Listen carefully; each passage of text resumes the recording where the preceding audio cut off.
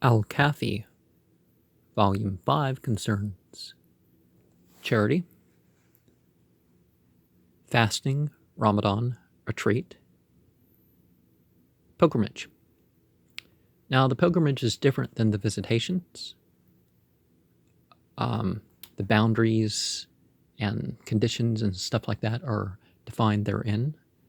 The retreat has to be in a place of congregational worship.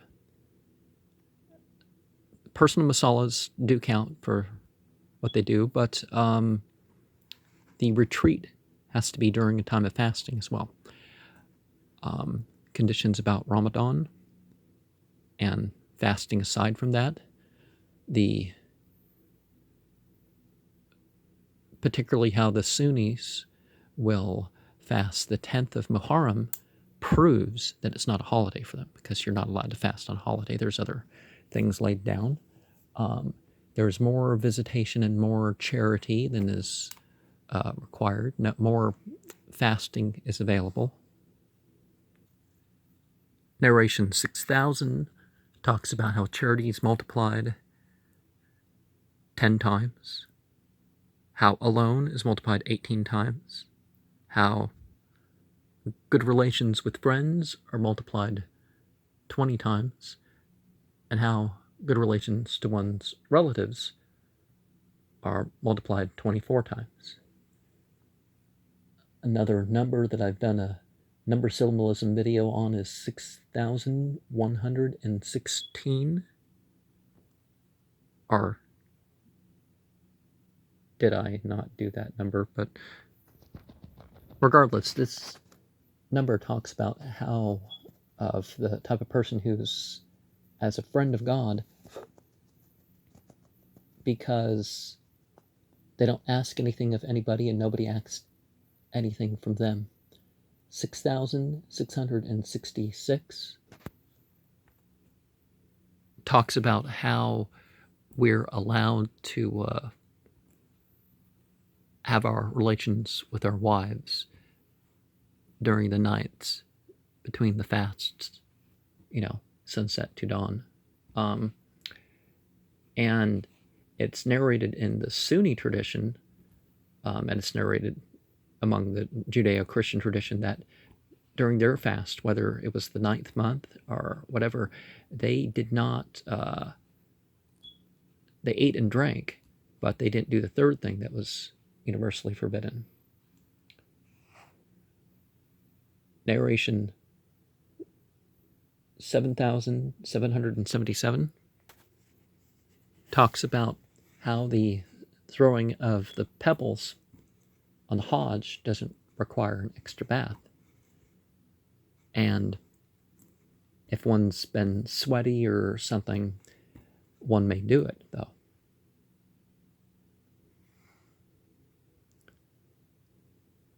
Narration 8,155 mentions how the graveyard dirt from Al-Hussein or the martyrs or something like this, how chapter 97 of the Quran was recited over it. And that's why you find these sayings about, oh, well, maybe it's for a particular person or something. We need to know more of some of these stories. But to make more conclusive things about it, but it's a chapter that warns about the clarity of the faith and how there shouldn't be sectarianism. But what really matters is the good and the truth. 8141 to 8149 starts with a narration that explains the 8 bearing the throne, 4 from the ladder: Noah, Abraham, Moses, and Jesus, and 4 from this international age: Prophet Muhammad, Ali, Hassan, and Hussein.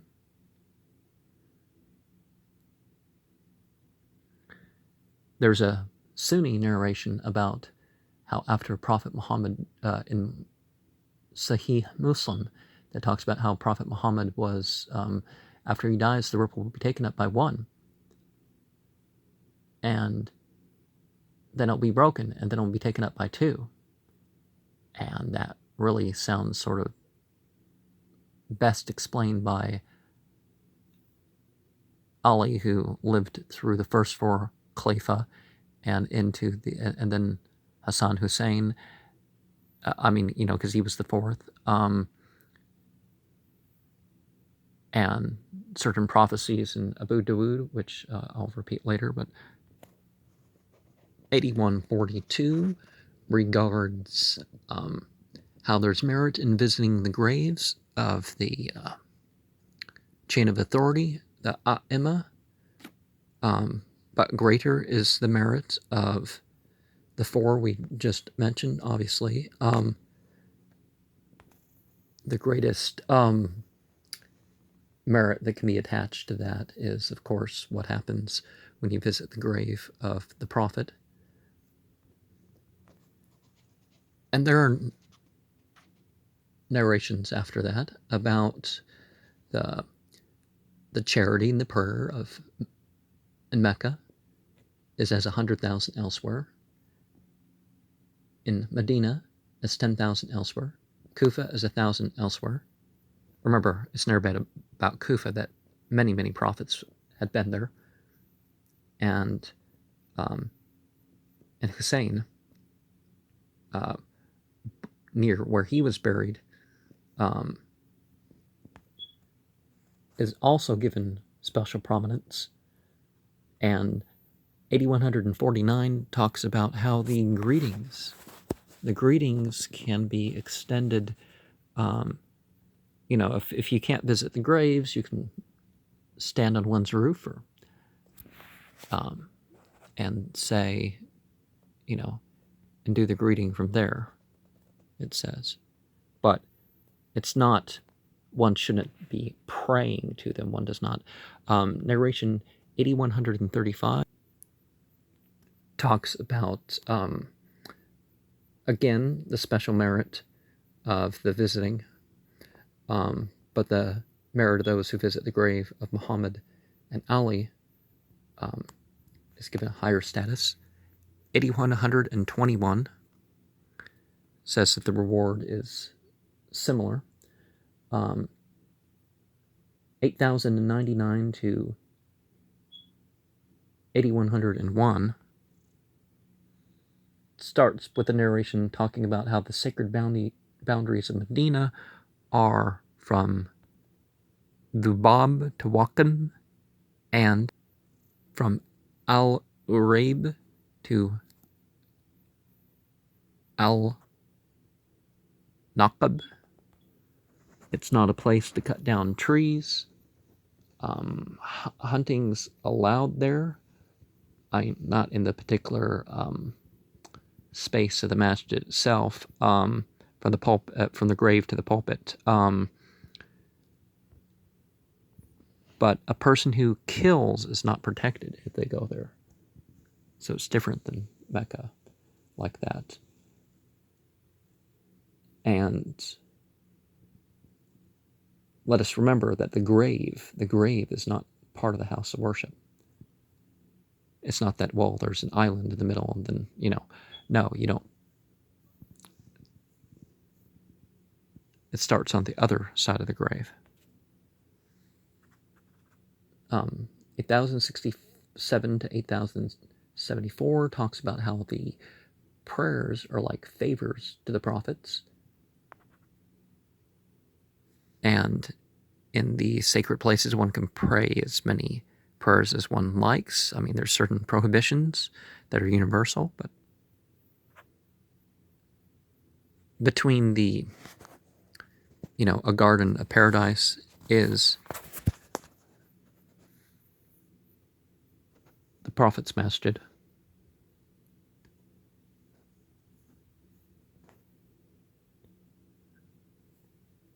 But, the people are unable to see that spiritual importance, but it's there.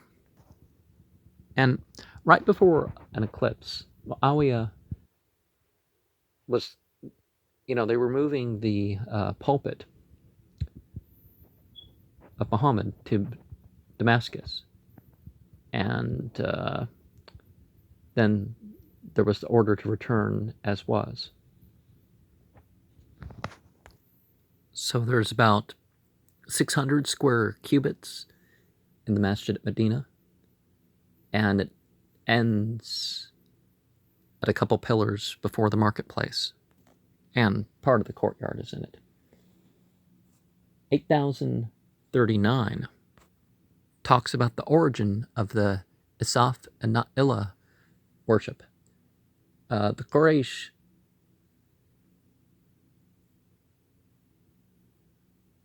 said that their obscene gestures and stuff, if there wasn't metamorphosis in regards to after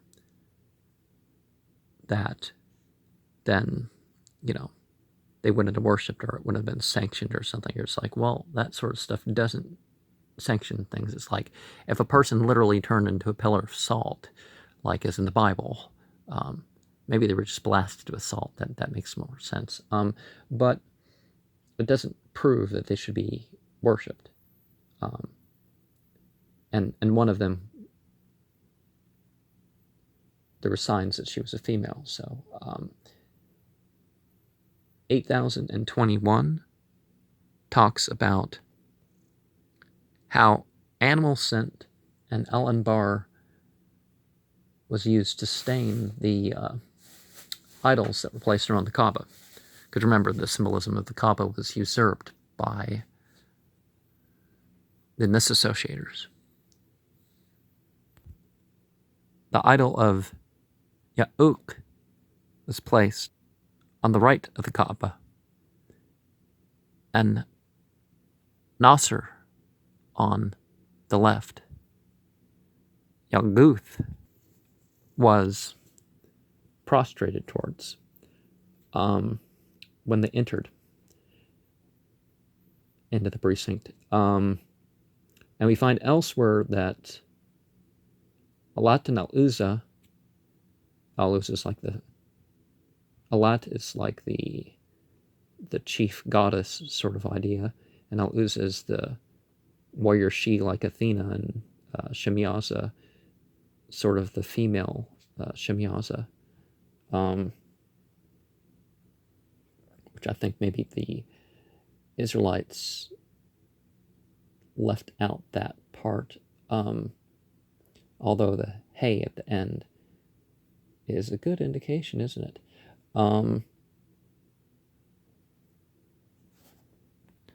So 8005 tells us that if an animal is brought for the sacrifice, and a person performs the Umrah, the lesser pilgrimage, without performing the Hajj, which is the only required pilgrimage in a lifetime, then the sacrifice is permitted.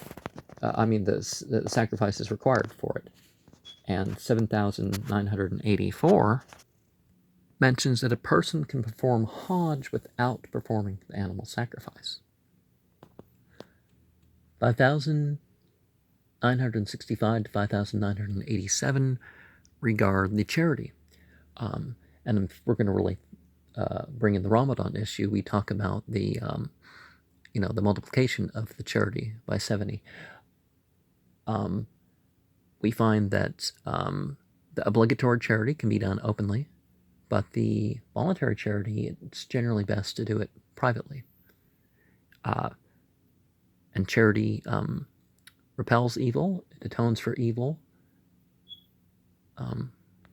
Narration 5984 talks about if you want to break the fear of lucky and unlucky hours by astrology or whatever, giving charity is a way to do that. We find that we should give something, perhaps a kind word or something if we can't, some other things, but some calamities can be averted. But if somebody acts,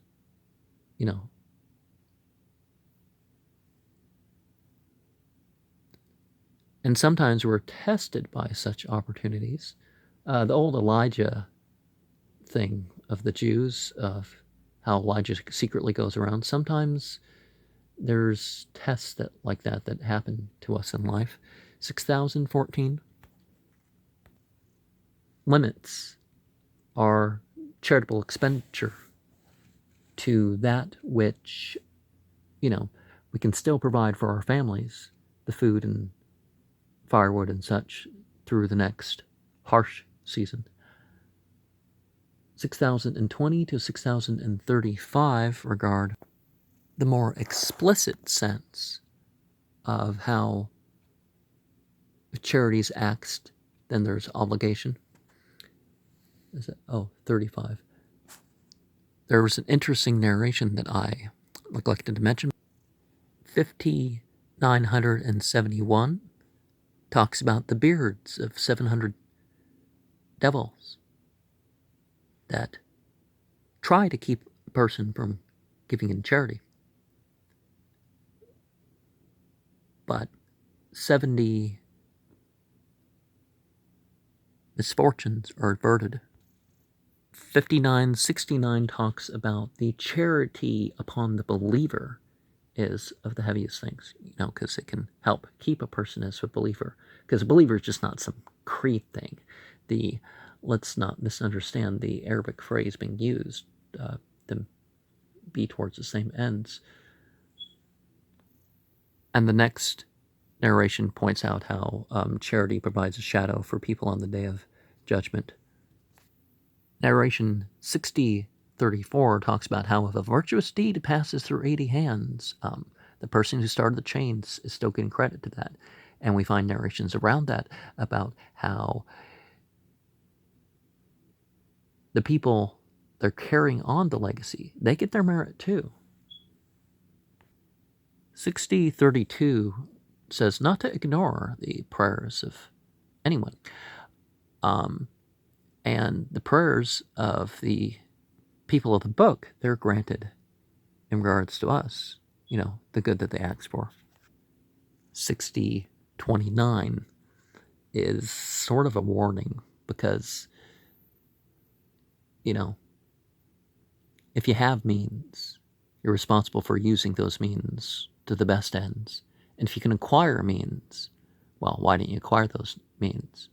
And so when a person prays, it's like that. Is that, why didn't you go earn as you were given opportunity to earn? And why didn't you use your wealth towards taking care of yourself? Especially, as a person gets older or whatever, you see the opportunity for making money dwindling away. It's like, why not stick some aside to take care of yourself later? Narration 6103 talks about how the good deeds won't be taken away. Now, certain things will help pay for bad deeds, you can say that. But the good deeds, just like when we talked about the charity. But the goodness is somebody who offers a loan, not the forbidden loan with the interest and the riba of different varieties. If you're charging $2021, $2021, whatever, but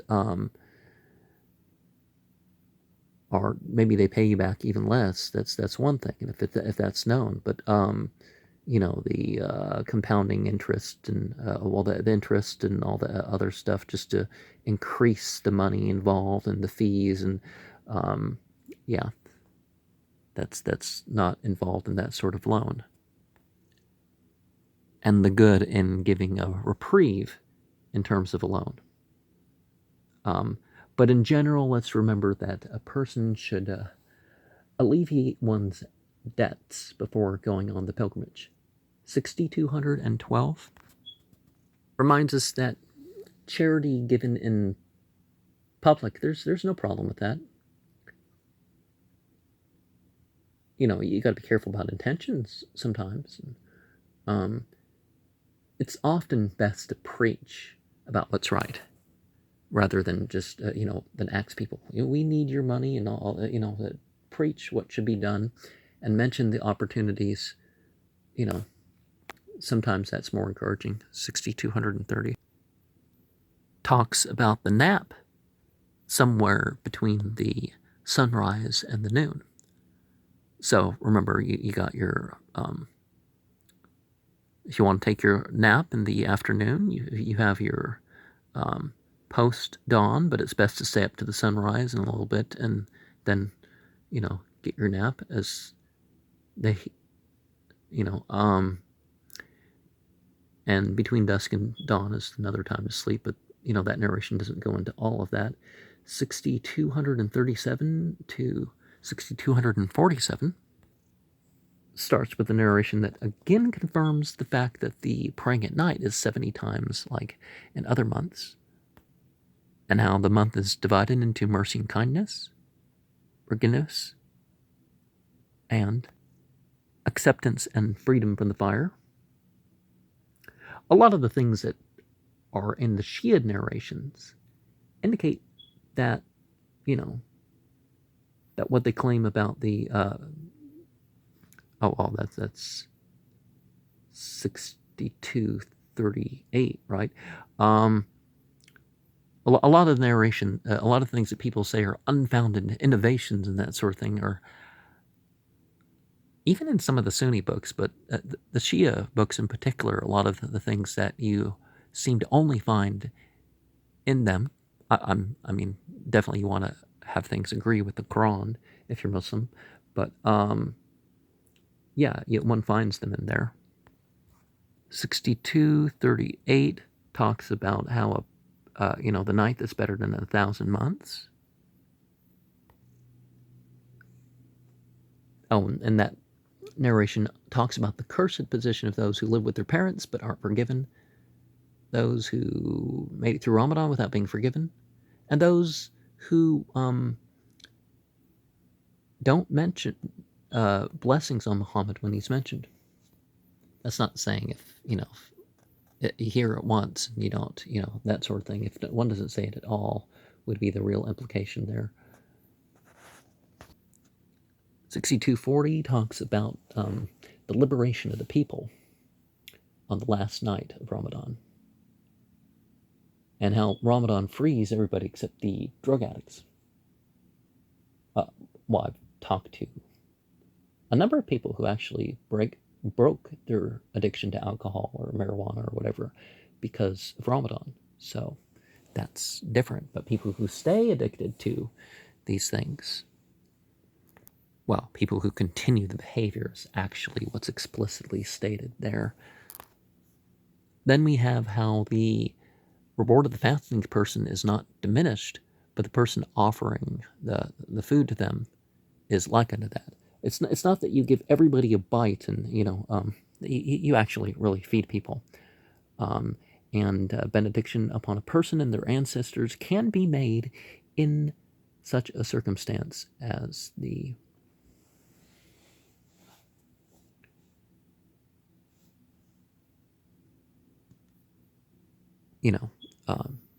praying for the person who is given one stuff to break fast. 6245 talks about not saying Ramadan as a month, but Shahr Ramadan, the month of Ramadan, because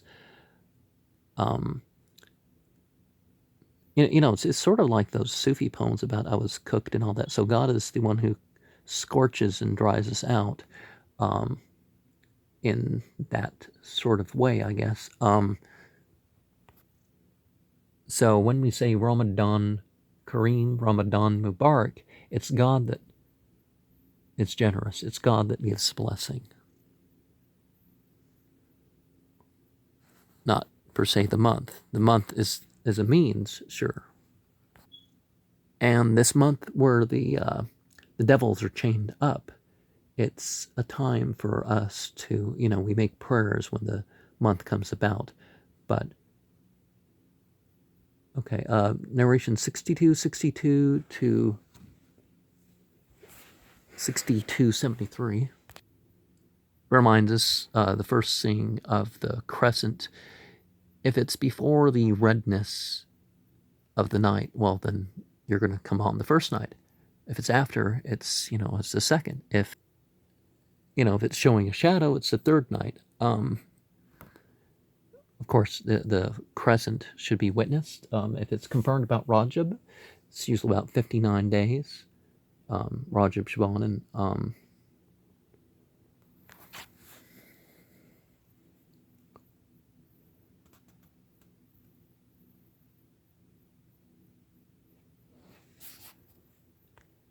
And the year's about 354 days. And Ramadan is never incomplete. Narration 6268 talks about the lunar day as the lunar month as 29 days, 12 hours, about 44 minutes. And whenever the crescent is established, then that's when it's correct. These people, well, we heard about later, so let's make up a day because we didn't get the news in our locality. Well, they should certainly try to have the news in their locality, and people should certainly go out and try to see these things. 6284 talks about how first the Ramadan fast is obliged. Then it talks about the obligatory fast for a person who does the divorce by insult. There's narrations further that say that if it's in the first month, then you have to repeat it. It has to be consecutive. And if that's broken, and then there's the making up for the fast in Ramadan because one failed to the 2 months. And by failed to, I don't mean that they had health issues or they somehow forgot. They full-on neglected to fast during Ramadan. And then there's the 2 months for the mistaken killing. I mean like they failed to. I'm not sure if I worded that right. The it's the thing where a person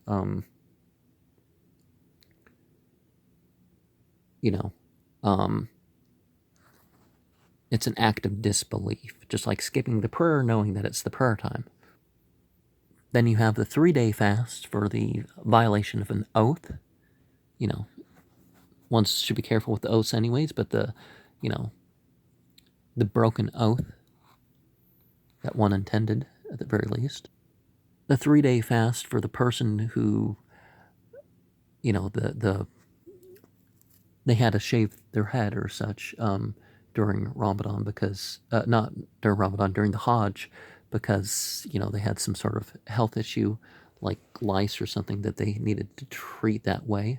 Although a good lice shampoo, you don't have to shave your head bald anymore. And there's the one who enjoyed the interval, who broke the ihram between Hajj and Umrah, or Umrah and Hajj. I think you can do it both ways. But they didn't offer a sacrifice, so therefore they fast for 3 days. There's the hunting. If you hunt or point out some prey or something to, or suggest it to somebody to hunt or something, to violate the haram. I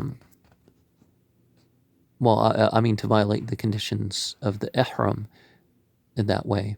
There's also the fast. There's the fast for the retreat and the fast regarding a vow. Now there's fast that a person doesn't do, like on the Eid days, the 1st of the 10th month, and the 10th of the 12th month. The continuing days of sacrifice, the 11th through 13th of the 12th month. The uncertain fasting. There's elsewhere narrations about fasting to imitate the holidays of others, like singling out Fridays and,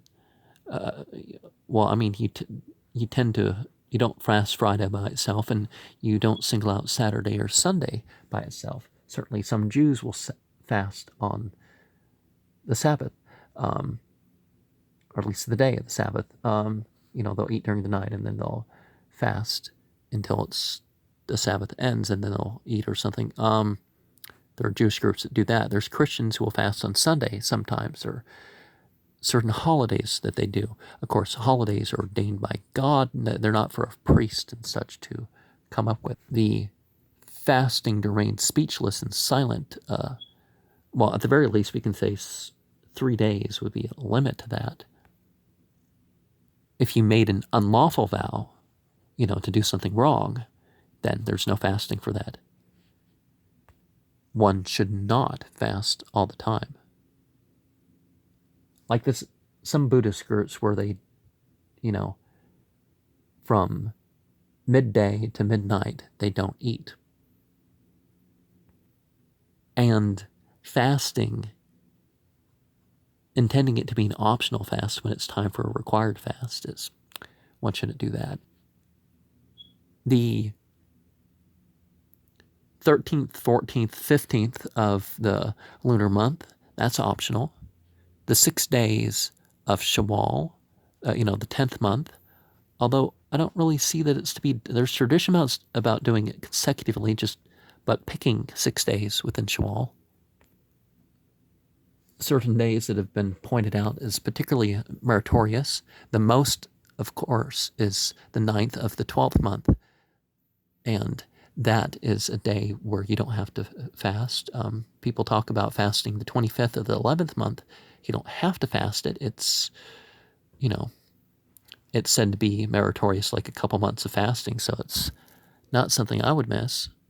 I would plan on missing anyways. The Muharram, or the day before or after, is narrated in the Shia tradition as well, but it's not required to fast those days. Except for obligations, a woman, a slave, or a guest doesn't, they have to ask permission to fast, or, that sort of thing. And let us also remember with that is the issue of, in the Islamic vision, no wars are fought for slavery. And there's certain other injustices that would be attributed in Western society to the idea of slavery because of how they practiced it. And I'll give this a second video later.